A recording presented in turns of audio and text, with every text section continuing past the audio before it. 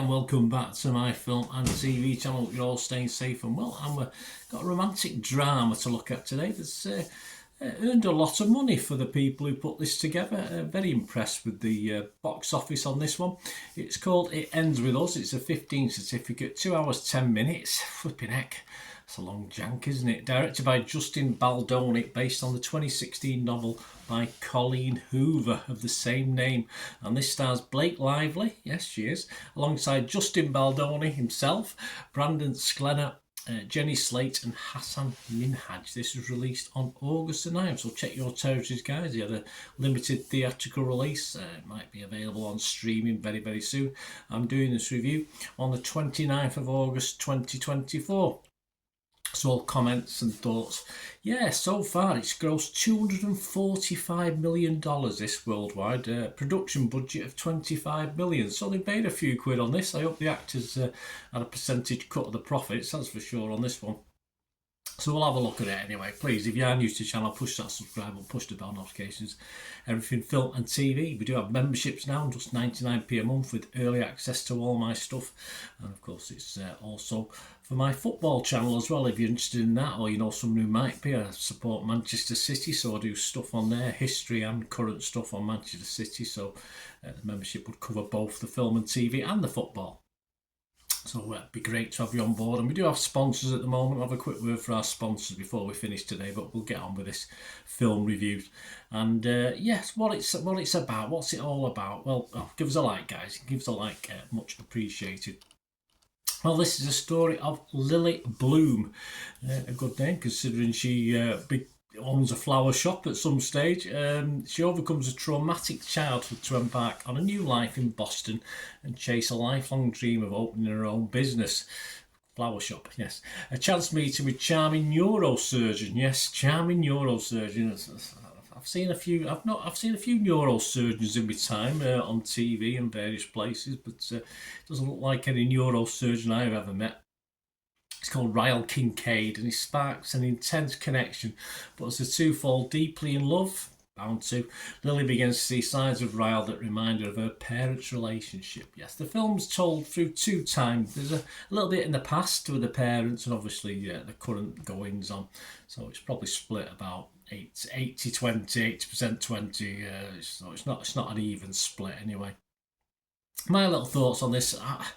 I'm not too sure why rom-coms or rom-dramas like this have to be at least 2 hours. This is over 2 hours, even with the credits taken off. You're still talking a long 2 hours. I think it just limits the value to me anyway, unless it's a classic, something like The Notebook, which I thoroughly enjoyed back in the day. Unless it's something like that, it limits the value for me straight away, because they've got to grab you, they've got to keep you involved for over 2 hours. But for me, I think 80 to 90 minutes is far better. I suppose in 2 hours we do get the two stories, but in fairness, the four people I was struggling to be that interested in them. You know, despite reasonable acting and reasonable characters acting wise. I just didn't have a real affinity with any of the characters. I didn't know anything about this story, but within 5 or 10 minutes I knew where this would probably end up. It portrays a modern woman whose first sight of the man that would become the love of her life, of course, being openly aggressive, and she still obviously falls for him. Women perhaps think they can change men and or just bypass these things, you know. But of course, it's obvious what the path is going to be.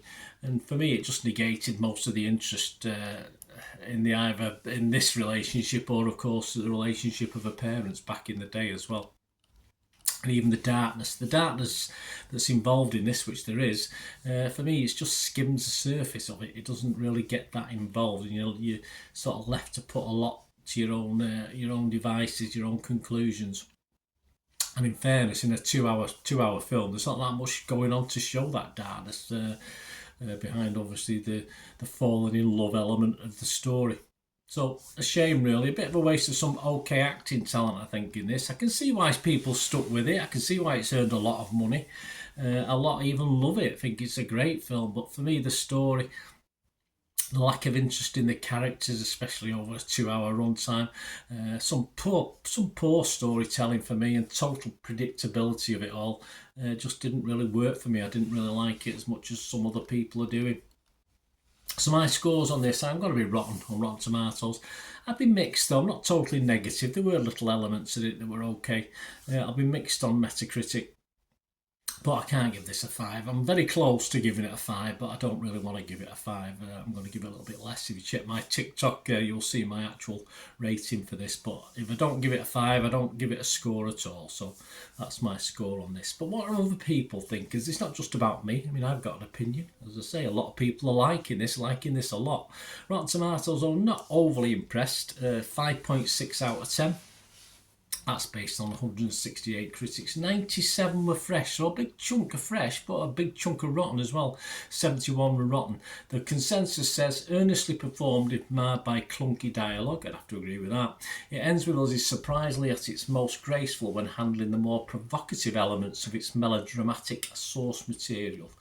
Yeah, just not enough of it for me. Metacritic give it 53 out of 100, so again, not great. 42 critics, 15 were positive, 23 were mixed, a bit like me, and 4 were negative. But yes, looking at Empire magazine and Total Film magazine, they both rated it at 60. Neil Smith of Total Film said, a serious subject is sensitively handled in a drama that's otherwise just tear-jerking soap opera.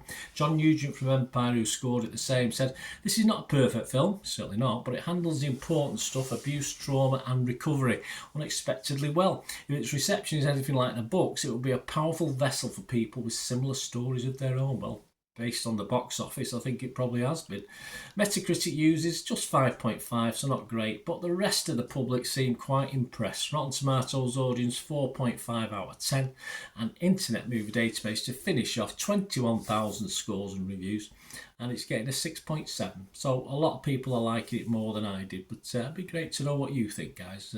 As you say, in itself, it was okay. It was just far too predictable and slow moving for me.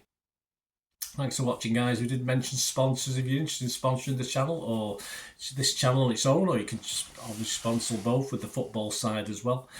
My socials are on screen, and my thanks to Piat6505. They've got a little eBay shop. They're currently listing stuff. It's a slow process. They've got 2,000, 3,000, 4,000 items to list. They're into the hundreds at the moment. But if you have a look at the shop, follow the description and the link below.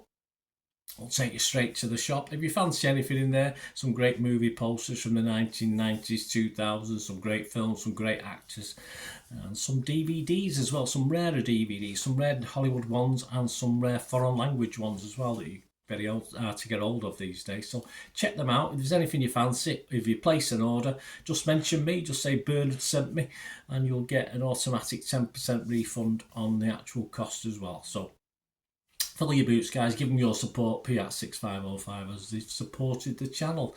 And as I say, socials are on there. If you want to get in touch and have a chat about sponsoring me in the future, we can talk about that. Just let me know.